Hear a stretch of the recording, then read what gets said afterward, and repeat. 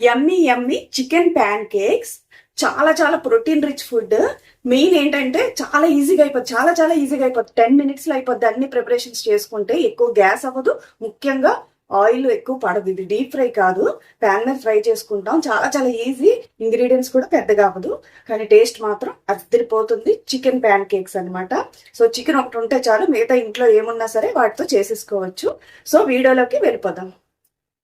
మా ఇంట్లో ఎప్పుడు చికెన్ తెచ్చినా కూడా బోన్లెస్ పీసెస్ అన్ని పక్కకు తీసేసి ఇలా ఏదైనా స్పెషల్ రెసిపీస్ చేస్తాను. అలా తీసిన ఈ చికెన్ ఒక 300 grams వరకు ఉందండి. ఇందులోని ఒక టీ స్పూన్ అంటే టీ స్పూన్ సాల్ట్ వేసేసి, ఒక టీ స్పూన్ పసుపు వేసేసి కంపల్సరీ 2 hours అయితే మ్యారినేట్ చేసేసేయాలి. ఫ్రిడ్జ్లో పెట్టేసామనుకోండి మ్యారినేట్ అయిపోతుంది.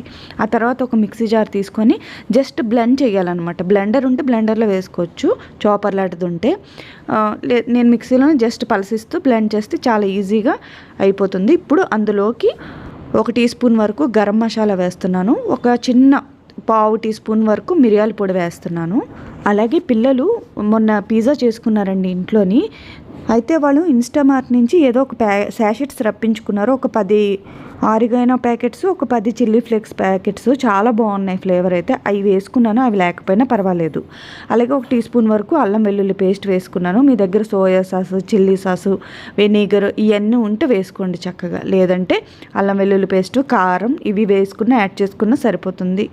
ఇంకా అన్నిటికంటే మస్ట్ అండ్ షుడ్గా వేయవలసింది ఎగ్స్ అనమాట.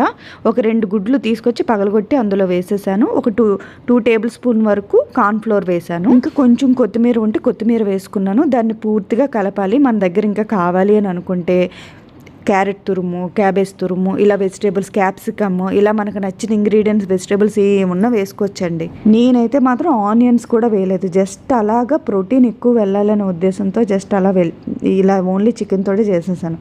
చికెన్, ఎగ్స్, అలాగే స్పైసెస్ యాడ్ చేసేసాను.